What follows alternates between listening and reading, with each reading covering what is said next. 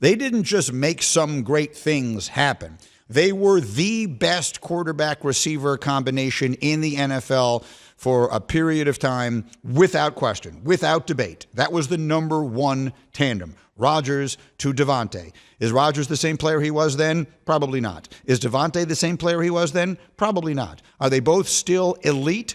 I really think so and hope so.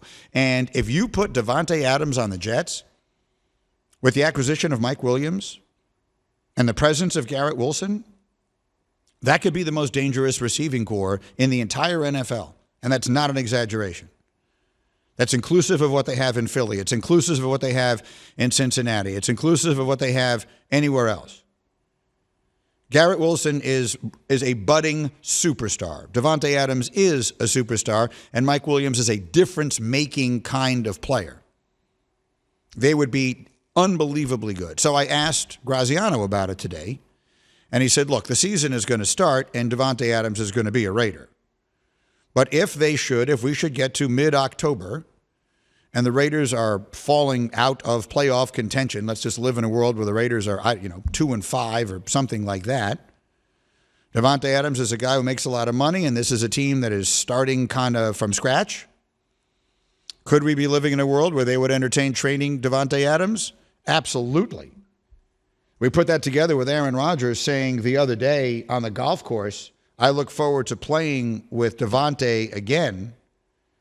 You put those two together, and I say, I'm telling you right now, if everything kind of goes the way I could see it going, I could see Davante Adams on the Jets by Halloween. What do you think of that plan, Bubba?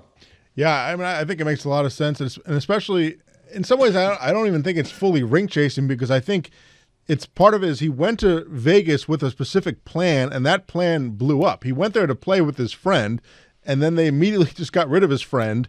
The coach got fired. Everything that he went there originally for is gone, and the team is just a complete disaster. Now, maybe Antonio Pierce is turning it around, but like we were saying, the receiver, he doesn't seem entirely thrilled with what's going on there. He has a relationship with Aaron Rodgers. It just makes total sense for him to go to the Jets. So, I mean, I almost don't even fully see it as chasing a ring. I just think it seems like he wants to go. It just seems like he should go to a team that he's more comfortable with, because when he went to the Raiders, he went there with an initial plan, and that is completely blown up. So I think it makes sense. And yeah, if the Raiders start losing originally in the first half of the season, I could see him ending up being traded to the Jets at some point. Well, look, I mean, how important is winning a championship? I'm thinking back to Nikki Glazer during the Tom Brady roast, introducing Randy Moss as zero-time Super Bowl champion Randy Moss.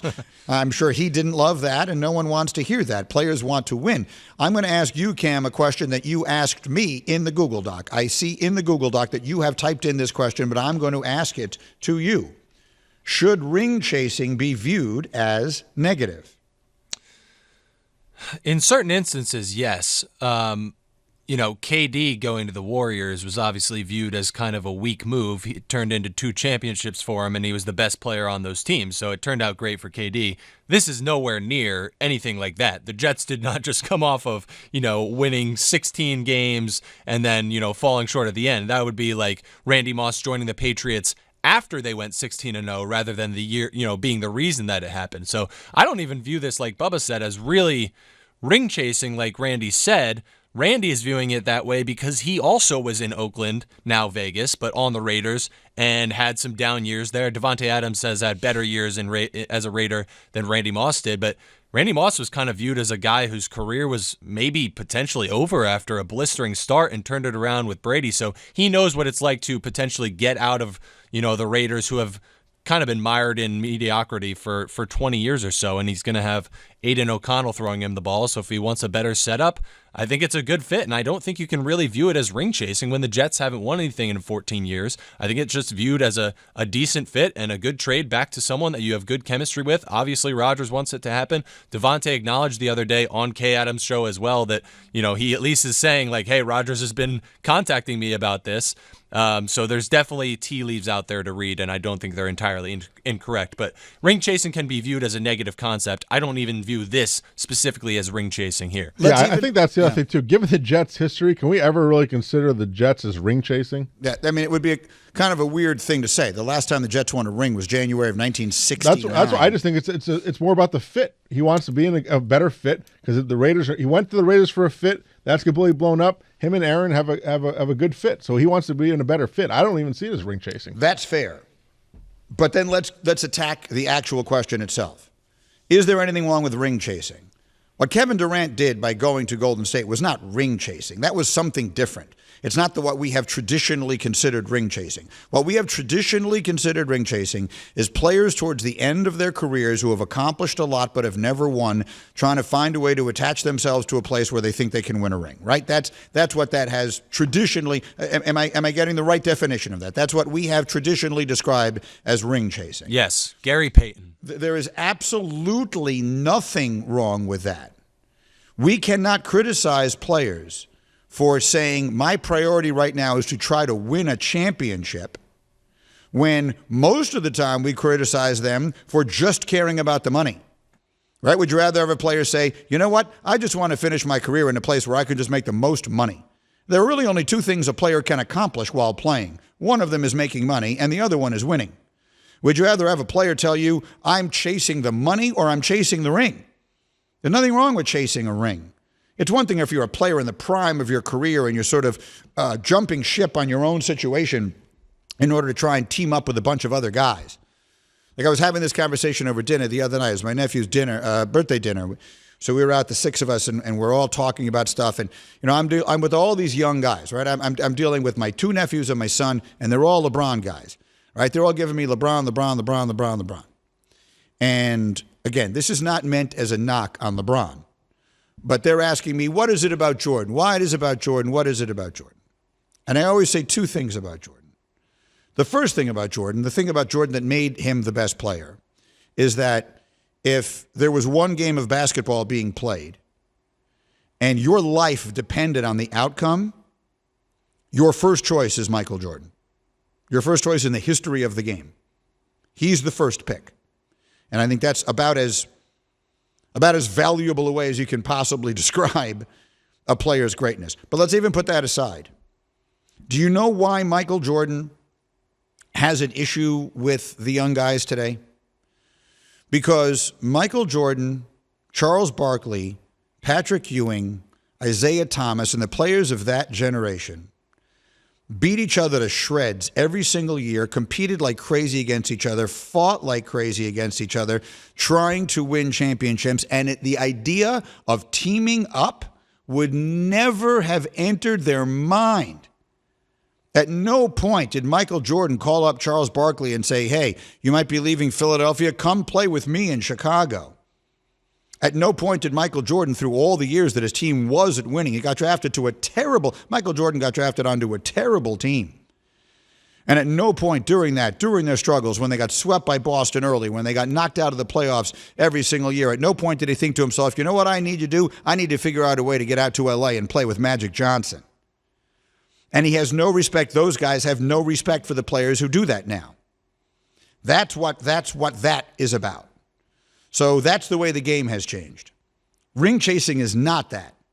Because at the end of Michael Jordan, on the end of the benches of all those Michael Jordan teams were the ring chasers.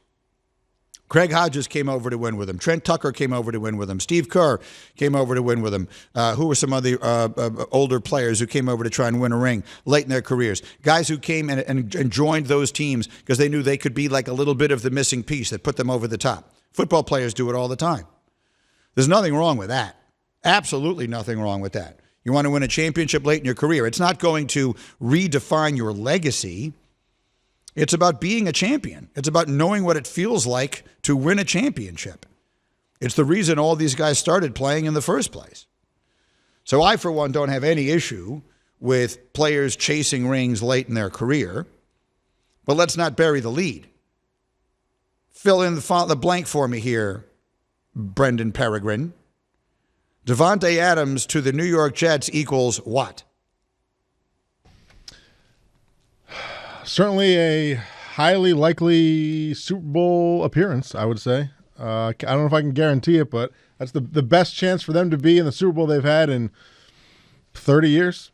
I mean, you can never guarantee anything, But, right? yeah, it is a sport where nothing can ever be guaranteed. I also think it's important to point out that Davante Adams is 31. It's not like he's 36, 37 here. He's, 2 years ago he had 1,500 yards and 14 touchdowns for the Raiders. And who? And who was his quarterback the year before that? I think he did have Carr for a year, and then Who was his quarterback his last year in Green Bay? Aaron Rodgers. Yeah, and what were his numbers then? Pretty good. I think like 17 touchdowns. A lot of yards. He did a lot with Rodgers. This is what I'm saying. So now all of a sudden you would have Breece Hall in the backfield. You would have Davante Adams, Garrett Wilson, and Mike Williams at wide receiver. You would have a completely rebuilt and revamped offensive line. You would have what figures to be an elite defense. You have Aaron Rodgers at your quarterback positions who let's say if he is healthy, let's say at absolute worst, let's project it, the very, very, very, very, very worst he might possibly be is average, right? Like right in the middle of the league. There's no way in the world he's the fourth worst quarterback in the NFL. That's not on the list of things that's going to happen. If he plays when he's 70, he won't be the worst quarterback in the NFL. So that's a team that, I mean, clearly there are question marks. There's question marks about the coach. There's question marks about the coaching staff. There's question marks about some injury-prone players. No team is a guarantee to do anything. But that is a team that you would have to say, if things broke their way, would have a legitimate chance of making a deep playoff run. So I, for one, am 1,000% in on them doing it.